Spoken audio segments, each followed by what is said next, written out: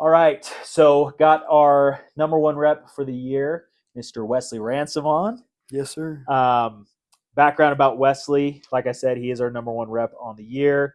20 years old. Background is high school, no sales experience. Nope. And then your best month was last month. You did 69,000. And then year to date, so that's January, February, March, April. Then we have 2 weeks of May. So year to date, you're at 204,000, which means you're tracking for between, and you're ramping up too. So you're on track between. What do you think you'll finish at? Well, I mean, bare minimum is gonna be 500, but Yeah, like 5, 6. I mean, ambitiously 700, but yeah, you at should. least 500. You should do over 7 so you can beat mine. And then you've been with us for about 10 months, Yep, right? just about. Cool. So I think it's super cool that you have no sales experience and have done really well. So let's first talk about like what made you want to like get into sales? Like, was that always a like, hey, I know I want to sell things, or like, how'd you end up deciding, hey, I want to do sales? I mean, realistically speaking, it just kind of like I don't know. I mean, like back in middle school, I would like sell candy and like chips, and so I guess I was just always kind of had like a natural knack for it. Chips, Yeah, and like like like those cool barbecue Frito yeah, twisty ones. Those are yep, like $5 a yep, bag. Yeah, literally. And then I don't know. I just kind of good at talking to people. And then I just got kind of tired of working at like W-2 jobs because I was always kind of like ambitious with my time. So it's like getting yeah, paid like 2, 3,000 bucks for a month of work, working like 40 hours a week. It's just like I never really was super into that. And so I tried my hand at car sales a little bit. So I wouldn't say I have like no sales experience, right. but definitely not like a lot. Because how long were you there? I worked at 2 different dealerships. I was there for like a year total, and I think the Oh, most cars I ever sold in a month was like 6. So I didn't know that. yeah, I it thought was I thought it was like a quick little hey, try car. So it was n- actually yeah. So yeah. you So I was tried. there at my first dealership for like 6 months, and I was just like, it was terrible for like 6 months straight. I just like made draw, which is basically just like the hourly that they pay you. So I think I got paid like 2,000 a month for 6 months straight. Got So it. I Okay. didn't really sell anything, Why do and you then think? Why do you think you were bad at that? well, realistically, in car sales, it's kind of cutthroat. So it's like when people come into the lot, like everybody kind of jumps on them. I didn't really like that kind of like approach to it because I was like cool with the people that I worked with. So I didn't want to be like stealing money from them, is Yeah. what it felt like. So I kind of just like sat back. And so, like, as people would come in, if everybody else was busy, I would kind of like take a sale. And like realistically, I was just never super, super good at it just because I never really sold a whole lot. Yeah. And then after that, I went and I never intended on going back to car sales, but then I had another sales job at another dealership and I was like, okay, let's try that out. I was there for like 3 or 4 months. I was like, all right, this isn't for me because it was just the same thing. So I left that. And then, funny enough, I was scrolling through Indeed and I found a job at Seasaki, so Verizon, which like Chris and all the Chris, all like the guys. Yeah. 90% of the office came from, unrelated, funny enough. And I was there for like 2 weeks. And then I got fired for being late on my training by like 5 minutes. And they fired me. uh, And I was like, ah, cool. So I was back to the drawing board and I was like not doing anything for like a month or two. And then I was like, all right, back to car sales. So I had a couple of interviews lined up. I went to a car dealership. I went to a door to door sales job interview. And I realistically, this was the last one on the list. I was like, right. I'm not going to make it to this interview. I was like, whatever, this job, whatever. It's probably not even going to be anything. And then the car sales interview took like they had me waiting for like 30 minutes and he took like 60 seconds and was like, all right, I'll recommend you for the next part of the interview. So Mm, he basically kicked me out like right away and I was like, all right, well, I guess I have time to go to this interview.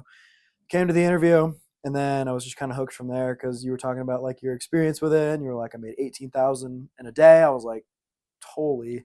So I was yeah. like, all right, I mean, if he can do it, I Yeah. mean, I might as well give it a shot because that's insane. Was it? And I always talk about like Jesse's another one who had no sales experience. Did his like story kind of resonate or not really? You're just like, hey, I I want to. mean, realistically, like just kind of talking with everybody in the office when I did actually come in, there was like bits and pieces from everybody's story that resonated with me. Mhm. Cause like realistically, I'm like, I know I'm going to be like successful. I just don't know what vehicle I'm going to be successful Got it. in. Okay. So it was like no sales experience. I'm like, okay, that's pretty cool. You're able to accomplish what you did with no sales experience. But I kind of have like that edge where I'm like, I mean, like I'm a hard worker. So it's like Yeah. anything I do, I'm going to try and be the best at. Got it. So I kind of just came into it with that kind of an approach. Yeah. So you trusted that, hey, the opportunity, it is what it is. There's guys that make good money. There's obviously guys that don't.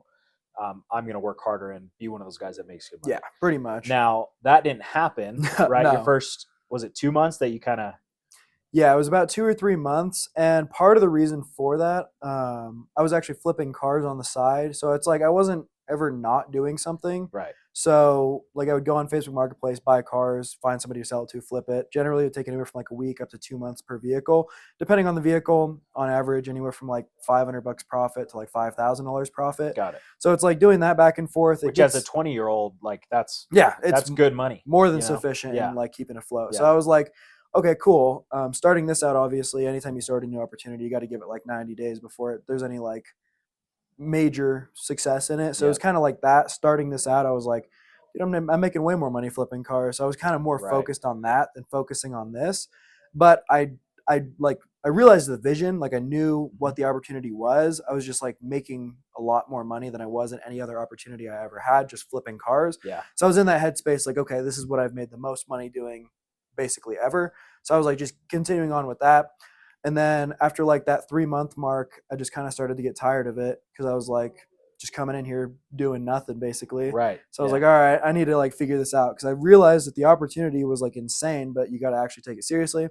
So then, we sat down. I was like, I need to do something. Right.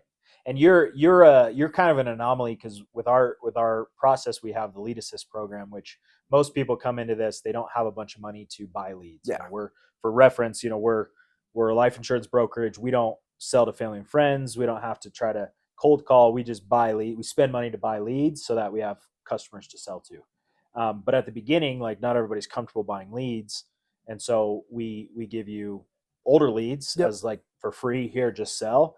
But you were an anomaly because of the car flipping, you did have some cash. Yep. And obviously because you were willing, like when you broke down to me, like, yeah, dude, I'll drop 10 grand on a car to get like a grand or two back, maybe.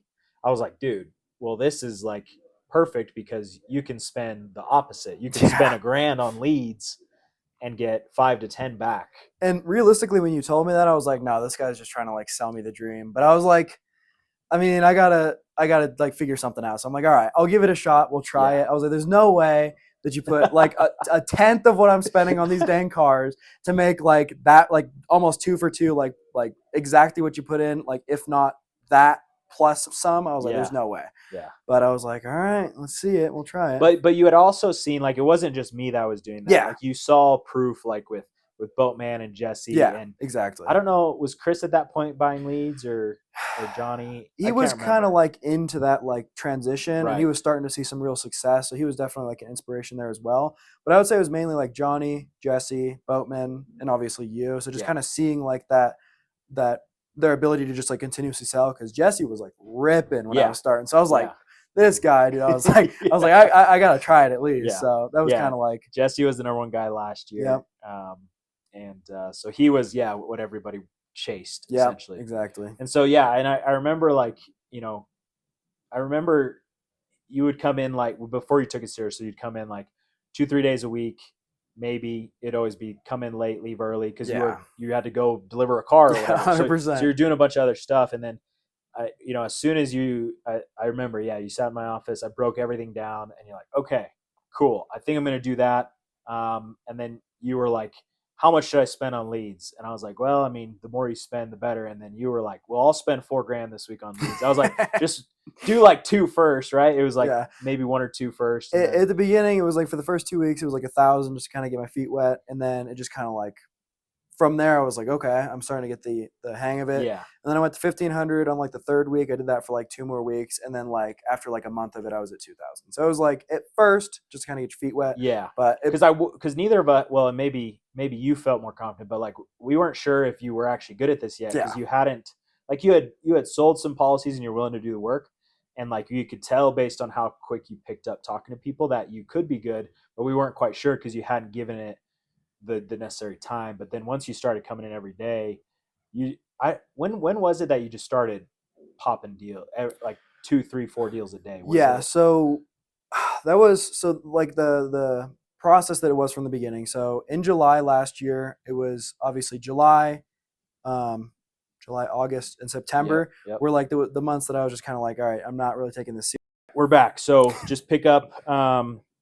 So July, August, September, you weren't really taking it Not seriously, really. and then So October. yep. So first month it was like $2,000. Second month it was like maybe $3,000. Third month it was like 1,500.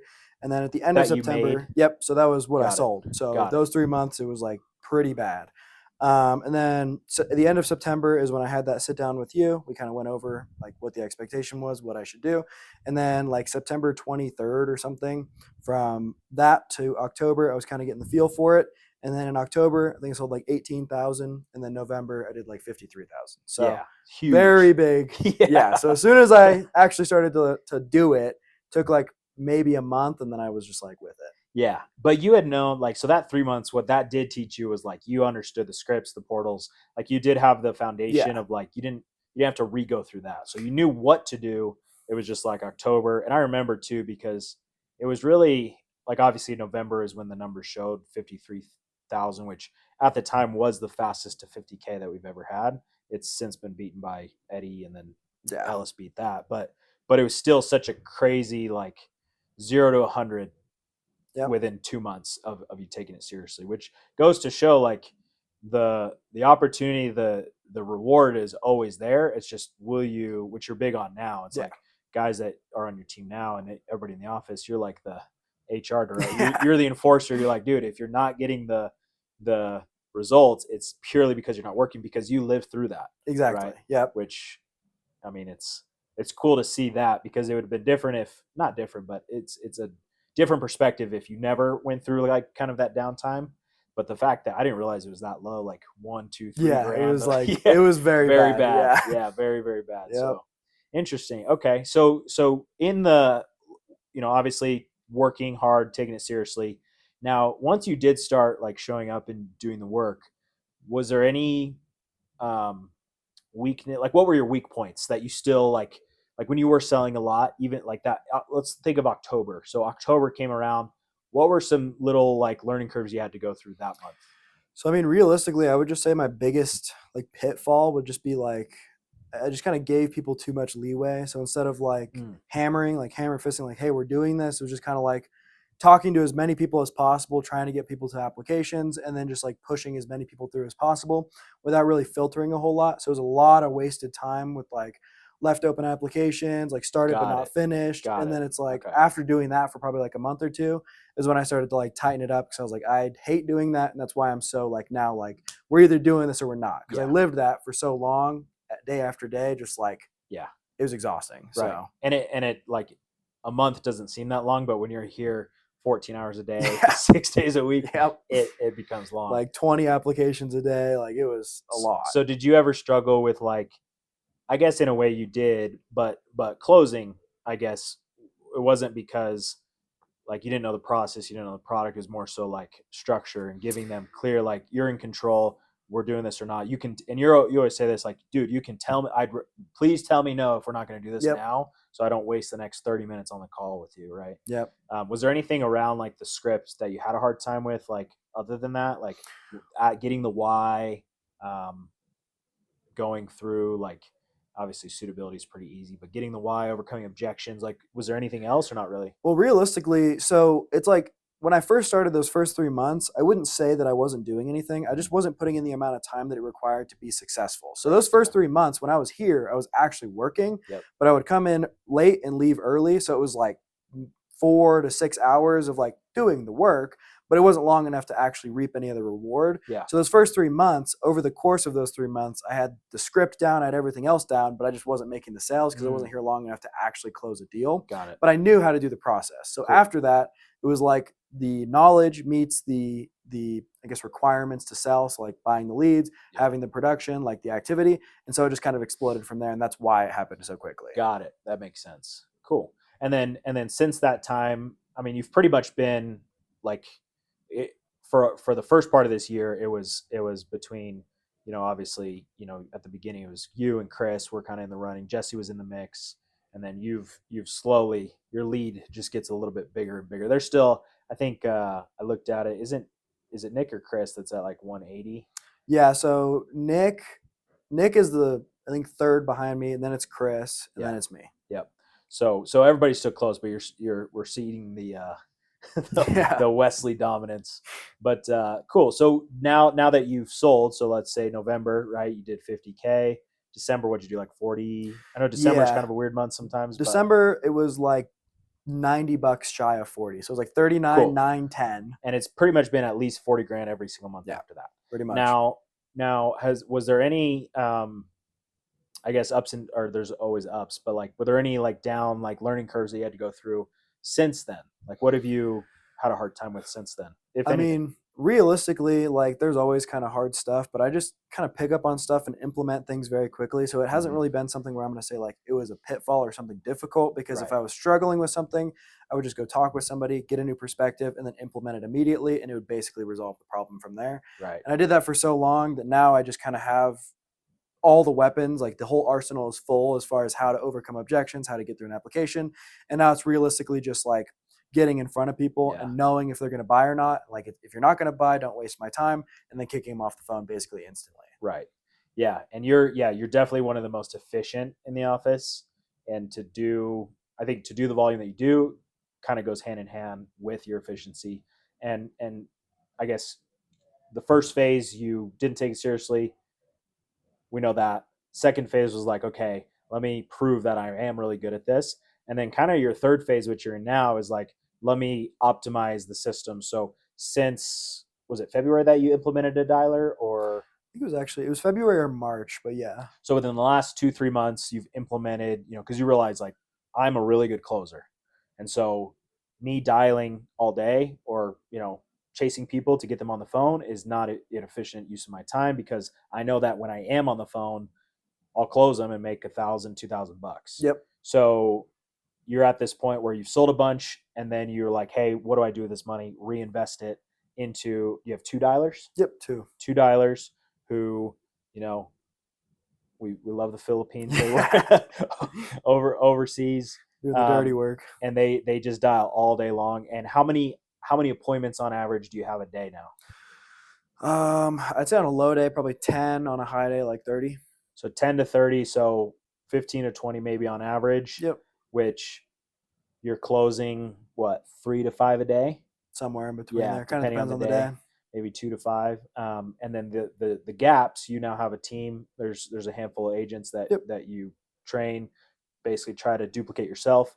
So is your in between time, now that you don't have to dial, just spent helping them? Yeah, pretty basically? much. Yeah. So Cool. I'm kind of more focusing on like the team building aspect right now, because it's like you can sell and that'll only go so far. And it's like, it's weird to say, but like $70,000 a month is not really that much in the grand scheme of things, Mhm. because like you only have so much time on the earth. So the way that I look at it is like, what do I have to do to get that number bigger? And it's Yeah. like when you're selling yourself, you can realistically only do so much. And it's like $70,000 in a month is no laughing matter. Right. But what do you have to do to get to the next step? It's like, I want more. I want to be more efficient. I want to make more money. And so that's what the next step is training more guys to duplicate my process and be successful themselves to get to where I'm at. And then we all grow together and we all eat. Yeah. Would you agree that you're very analytical? 100%. 100%. Yeah.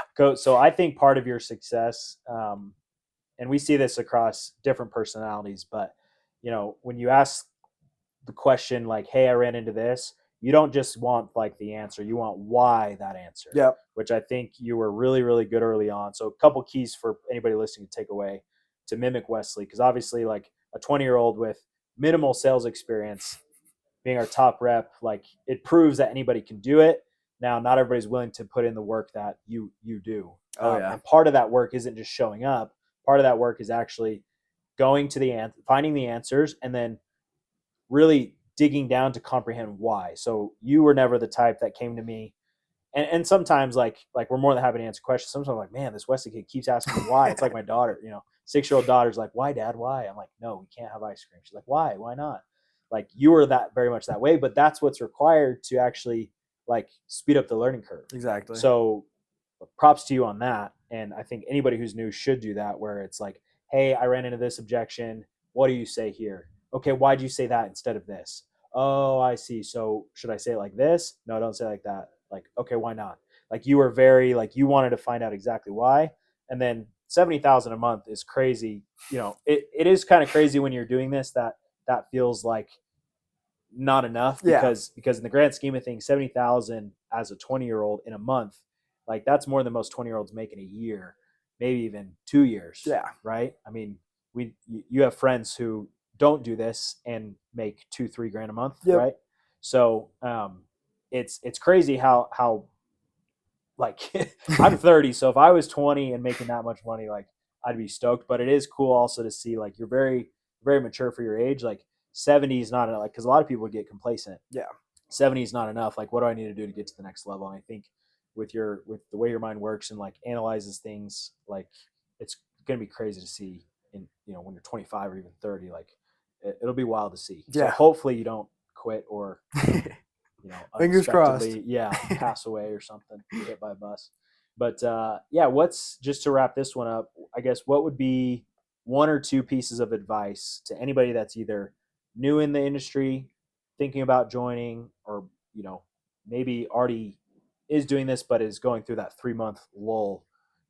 What's maybe one or two pieces of advice you'd have for them?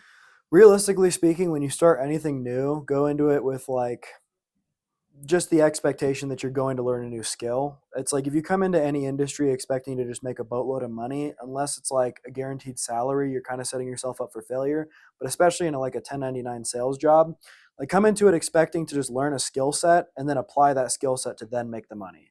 So it's like don't expect to make no money, but if you can like train yourself to expect like, okay, I'm gonna spend 3 months simply learning how to sell this, and then if I can do that, I'm gonna make more money than I've ever seen in my life. That would be my first recommendation, is just like take yourself away from like the monetary gain and just learn how to do the process. But also when you're here, like actually work, because realistically just being in an office space or picking up the phone and talking to somebody, it's not necessarily like a money earning activity. You have to actually apply yourself and do the activity that it requires to better your ability to sell a product, Mhm. whether it's life insurance, whether it's cars, whether it's phones. It doesn't matter what it is. At the end of the day, in order for you to be a better salesperson or just better at anything in general, it takes time under tension. And in order to get to that point, you just have to apply yourself over a long period of time. And the more that you work per day, the quicker it'll be, the more money you'll make. And it's just a full circle moment. Mic drop.